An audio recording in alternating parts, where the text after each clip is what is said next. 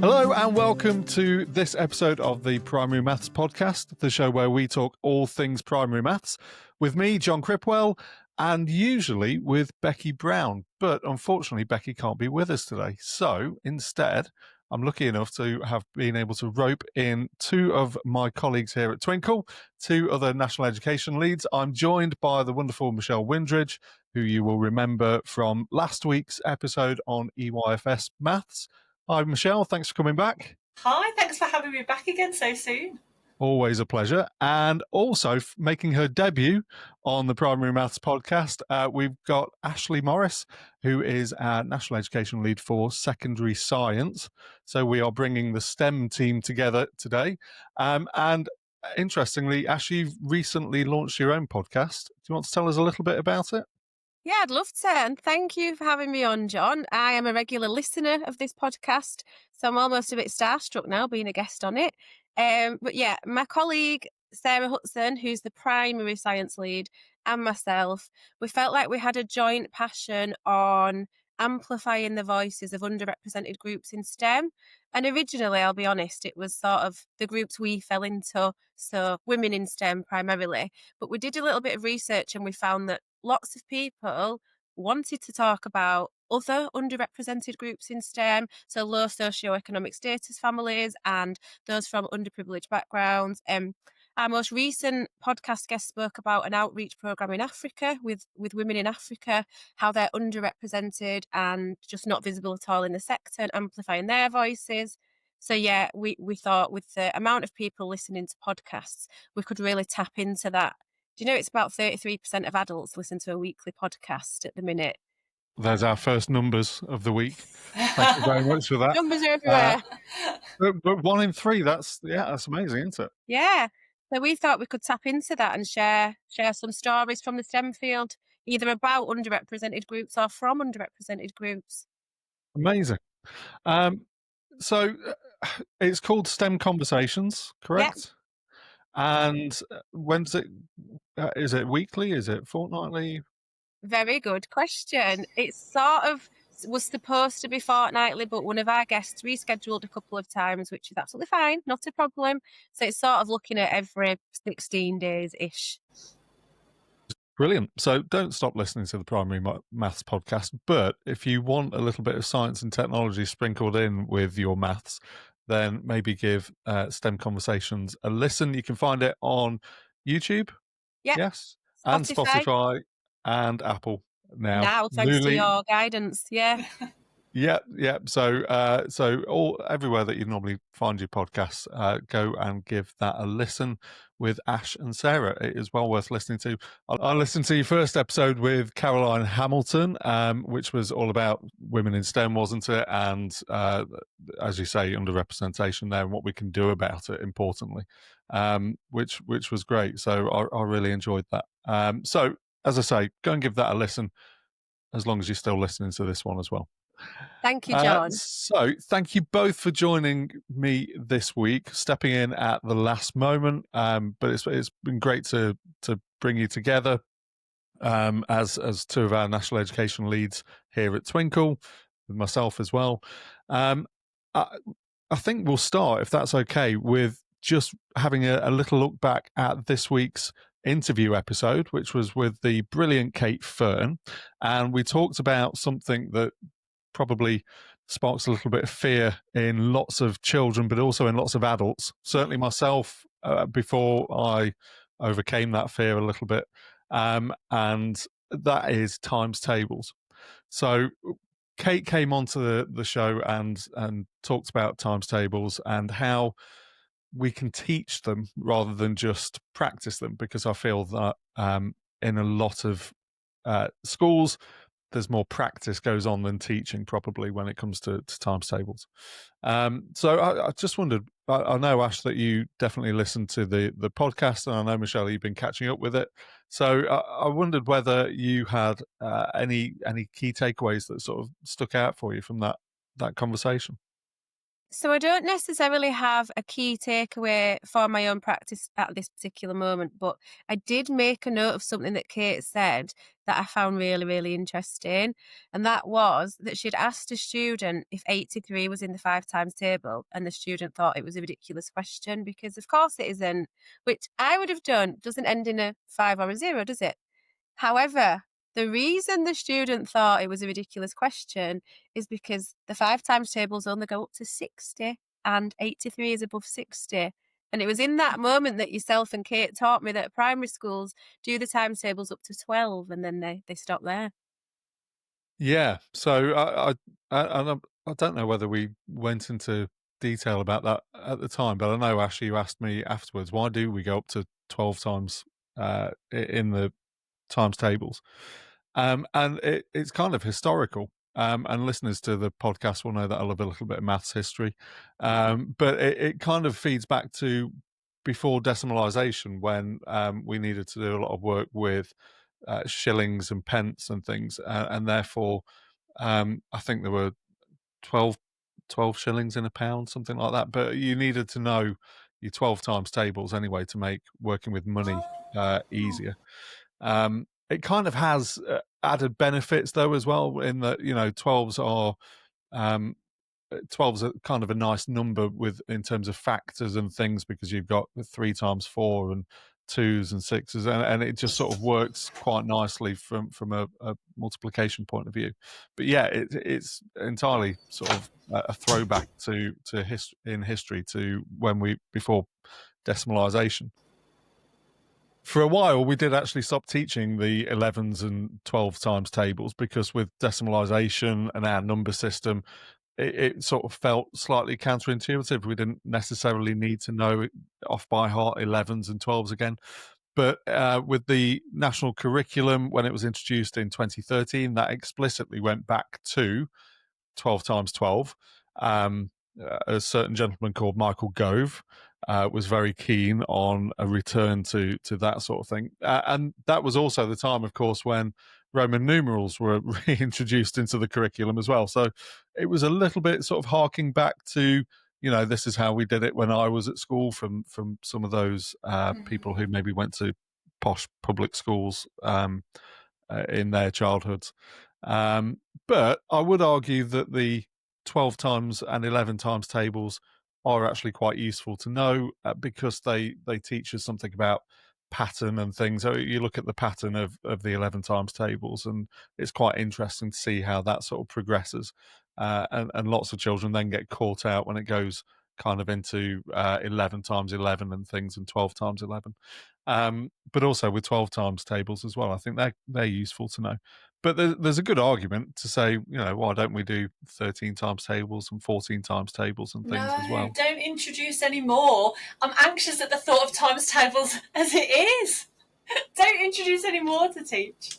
Well, and that's part of it, isn't it? So I guess actually what we need to do is kind of move away from, when you've got how the number system works, it's then, well, okay, how can I work out 17 times 15 or whatever without necessarily using a calculator? What do I know that can help me? So there was a nice example, I think, wasn't there, about 14 times 7. How would you do 14 times 7? Yeah, There's so many different ways. Learned the word landmark in that podcast when you and Cate were talking about the different ways students might do that. I'm a landmark person. I just didn't know it had a name.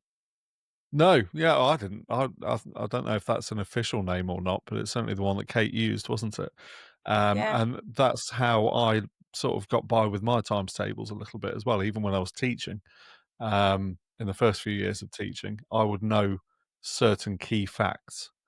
So what's your favourite times table? 11s. 9s. Oh, sorry. 11s, Michelle. 11s, because I was always so terrible. I was always terrible with my times tables, and that was the easiest one to work out. I feel like 6s I can roll off the tongue like a poem, but I quite like 9s because there was a little cheating trick with your hands, wasn't there, for the 9s? So Yeah. I think I was happier with even times tables more so than odd ones, because of the pattern. I was talking to my youngest daughter yesterday about this, because she's doing 4 times and 8 times at school at the moment. And she was explaining that, if you know your 4 times table, then you know your 8 times table. And I was saying, well, yeah, but if you know your 2 times table, then you know your 4 times table. Yeah. Because obviously it's, every other one, it's just doubled over. Whereas the odd times tables sometimes feel like they've got less of a pattern, although they all obviously do have a pattern. And 5s are easy, aren't they? 5s are nice and Yeah. easy. Well, 10s, surely 10s are your easiest times tables. Yeah, 10s, definitely. 10s, 11s. I always went for the easiest when I was at school. But I think for me, what stood out in the episode was that importance of teaching them. And going back to what we talked about in our episode last week, John, when we talked about when we're teaching our youngest children, they need to know the oneness of 1 and the two-ness of 2. When I was at school, I never really fully understood what the times tables meant. I just knew that I had to know them off by heart. And I think had I been taught what it actually meant and what was being represented in what we were saying when we were reciting our times tables, then actually I maybe wouldn't have dreaded and hated them quite so much, because I would have understood them a bit better. Yeah. And knowing that you don't actually have to know them in that way, sort of knowing them by rote, that you can learn them in other ways, I think is really important, because I believe that most times, 9 times out of 10, the way that we teach them, if we teach them at all, is through just memorizing them, repeating them, chanting them, singing them, whatever. But actually, maybe that's one way, but not always the best way. And it definitely didn't work for me when I was at school. I left secondary school without knowing my times tables at all. I was okay with my 1 times tables. I pretty much nailed those.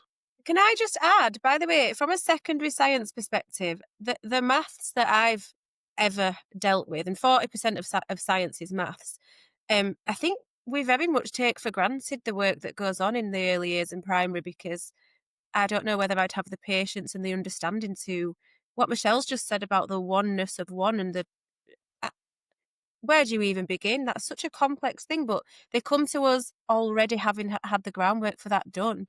So yeah, just a bit of appreciation there for that, because I just don't know how people do it. Oh, thanks. I think it's thinking about teaching the children to count. Parents will often teach them to count. Oh, they can count to 100. They can count, all these big numbers. And, coming from a good place, they think it's something to be really proud of. But actually, they often start school or go through the lower years of primary school not really understanding what those numbers represent and what they mean. Yeah. So it's important for us to actually focus, especially in reception, on just numbers to 10, but really think about how we can teach the children to understand what they mean, because then they're far more likely, when they move on to things like their times tables higher up in the school, to be able to understand them rather than just being able to recite them off by heart. Yeah, it's that balance of conceptual understanding, isn't it, and also procedural accuracy. But I would argue that if you don't have that understanding of numbers to 10 and simple addition, obviously you can't do multiplication, because multiplication is fundamentally repeated addition. It's, if you do 2 times 4, or 4 times 2, it's 4 lots of 2. It's 2 plus 2 plus 2 plus 2. That's what you're doing, essentially.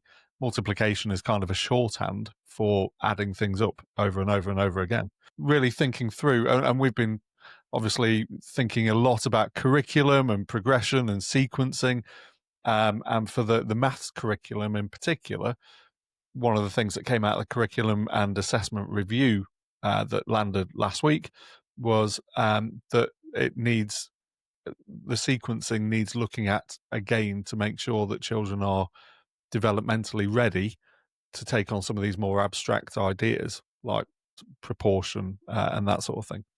And hopefully there's going to be a bit more space in Key Stage 1 particularly to go a little bit slower with some of those things, so that children have got a better opportunity to really understand what they're learning, rather than just trying to remember stuff, because that just doesn't work. No. We're guilty of that, this is tragic. Year 11 science, so much of it is recall that even then, sometimes we gets close to crunch and we're just making them memorise a fact and regurgitate it. So it happens the whole way through the curriculum. As long as we're assessing children the way that we are, it's always going to happen, isn't it? It's the same. you know, when my son's just finished his GCSEs, but when he did his SATs as well, and thinking about as well, sadly, even down to the reception baseline, as long as we're assessing this way, we're always going to a certain extent, teach to the test, aren't we? Yeah. Well, it's interesting. It feels like we value memory maybe over understanding. I mean, even when I did my degree, so my undergraduate degree was in law, and I had to remember to do the exams, to be able to go in and do the exams. I had to remember dozens of cases, the names of cases, and these are like, you know, the Crown versus Windridge, for example, and the date that they were in court or the judgment was passed, in order to show that I had an understanding of the subject, which, you know, being able to recall those case names didn't mean that I understood anything. It just meant that I could recall the case names. I spent way too long trying to remember those rather than actually what came out of them and that sort of thing. So I wonder if there is something around that, what we value.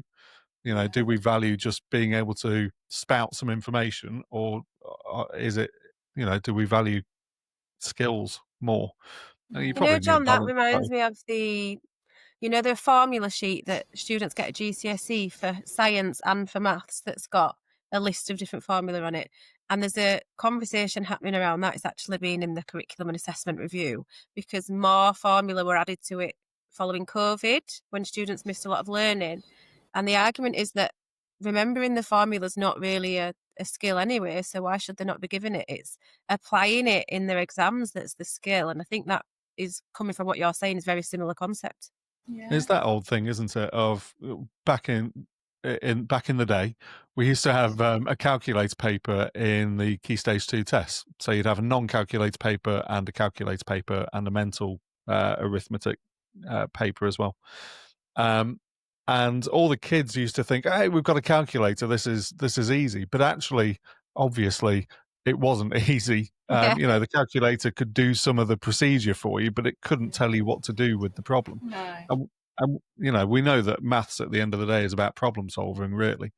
So having this knowledge is important. The times tables, just to go back to that, it's important because it can help with cognitive load and to, you know, reduce the amount of effort you have to put in to solve a problem. But it won't tell you what to do. It won't understand the problem for you. So, you know, there's definitely a balance, and I think we've, in my opinion, kind of veered a bit too far towards the knowledge side of things, and maybe this is an opportunity to focus on the skills first and then knowledge later. I think in primary, and I'm happy to be corrected if I'm wrong, but learning the times tables seems to focus on one type of learner as well. So if you're a child it always seems to be taught in like a competition way, whether that's, you know, which team or which person knows the most, and quite often the results can be shared publicly with the class, you know, who's the best at times tables. If you've got a child that's neurodivergent or a child that's really painfully shy, they can instantly switch off if it's being taught in that way. And for some reason, that's how times tables seem to be in primary school. It's quite common that you'll have a display board with people's names on, and you just think, oh gosh, if you're always at the bottom of that, like, you're not going to be motivated at all, but you're just going to think, yeah, I'm rubbish at times tables. And we don't seem to do that, I don't think, in other subjects, but with times tables, especially since the year 4 check came in, it is like a public display of success and failure. It's interesting because even some of the most popular apps that help you to do this are set up in a competitive way. They don't have to be used like that necessarily, I don't think, but they are set up in a competitive way. Although they're anonymized, so you might have a pseudonym that you use instead of your actual name. The kids kind of know who everybody is on there, and you can see leaderboards and see who's, you know, doing really well and who's not. And sometimes that's just about the amount of time you've spent on there. So, you know, there might be a leaderboard to say that this person's playing more than the other. But either way, I think you're right, Michelle. Competition can help some people, but other children, it can really switch them off. And Cate gave a little bit of an anecdote in the episode about her memory of being asked to stand up in front of the class and answer a on the spot times table question, and having that panic of not knowing what the answer was. And that was decades ago, but it's still with her. So these things can have a Public massive humiliation. impact. Yeah, definitely. Yeah. I think we do that much less, certainly now, in other subjects and things. That idea of cold calling as a behaviour strategy, as much as anything else, has kind of diminished a little bit, I think, these days. But yeah, it's interesting. There's a lot tied up in it, isn't there, in times tables, and it is because it is so fact heavy, I think, and knowledge heavy. Definitely. Yeah. Our head teacher used to walk into a room and just point to you, and you'd have to stand up and answer the times tables question. And every time the door would open, I'd get anxious. This was as a child, not as a teacher. So when I was at primary school, and the anxiety every time the door would go, that it would be him coming in and he'd just quiz you. Yeah, it's awful. So if you haven't had a chance to listen to that episode yet, I strongly urge you, if you've got any interest in times tables, really, to go back and have a listen to Cate Fearn talking all about that. She's got some brilliant strategies to share about how to actually teach times tables effectively for all of the learners in the class. And it's, I think it's one of the more practical interviews that we've done, really. If you watch it on YouTube, she actually has some of the sort of apparatus and things as well that she shows too, although you can listen to it and still get the full idea. So as you know, Ash certainly, and Michelle maybe less so, given that you're not a regular listener, Michelle. I listen to. I'm not going to miss one from now on. Every episode. No, I hope not. I'm going to test you. But we do a maths of life. So it's just things that we've sort of noticed in and around the world that's made us, think about how maths has impacted the world around us, I suppose. And this one was interesting. I was listening to the radio the other day, and they were talking about, well, are either of you massively into your golf? Not at all. It's actually becoming the bane of my life, if I'm honest. I did think that, actually, Ash, as I said that. Do you want to say why it's become the bane of your life? Absolutely. So I moved in, if anyone's remotely interested, I moved in with my boyfriend, which makes me sound about 14, my partner, and his bachelor pad is on a golf course. So yeah, not only do I see and hear people shouting "far" when I'm trying to watch telly, but also I lose my boyfriend for a lot of time to go out and play golf on the back garden, as I will call it. He's a golfist, is he? He likes a bit of golf. Absolutely. It took me to St Andrews for my birthday to watch the golf. And that was the moment you knew that he's a keeper and you're going to move in with him. Yeah. Well, you lucky thing. Well, anyway, there was a newish golf tour that started up in sort of a big rival to the main PGA tour that had existed for decades, and it was called the Live Tour, Live Golf. It's backed by Saudi money and has become massively popular, particularly with the professional golfers, because there's a lot of money to be won on that particular tour. So there was a bit of a controversy about it a couple of years ago because people were leaving the PGA tour to go and play in this Live Golf tournament instead. But I only found out the other day why Live Golf is called Live Golf. Either of you know? No. I feel like I should. No. Well, you'll be able to impress your other half, Ash, with this golf knowledge a little bit later. Although that might mean that he might take you to more golf courses for dates, which could have its downsides, I suppose. But Live Golf, it comes from the fact that there are 54 holes played in a Live Golf match. Can you see the connection? Go on. I'll just give people at home a moment. Just if you're listening, can you see a connection between the name Live Golf and 54? I feel like I can pretend that I see the connection, but no. Okay, well, it's Roman numerals. So live, L-I-V. In my defence, you mentioned at the start that Roman numerals is in the national curriculum. Now I was thinking, I've got no understanding of Roman numerals. I'm sure I didn't study that. But you did then say that it was quite recently introduced. I don't think I've ever studied Roman numerals. No, well, it is in the national curriculum currently. We wondered in the curriculum and assessment review whether it might be removed because I'm not sure of the need for, 7-year-old children to understand Roman numerals. There's been no mention of that being the case, though, so it looks like they might be here to stay.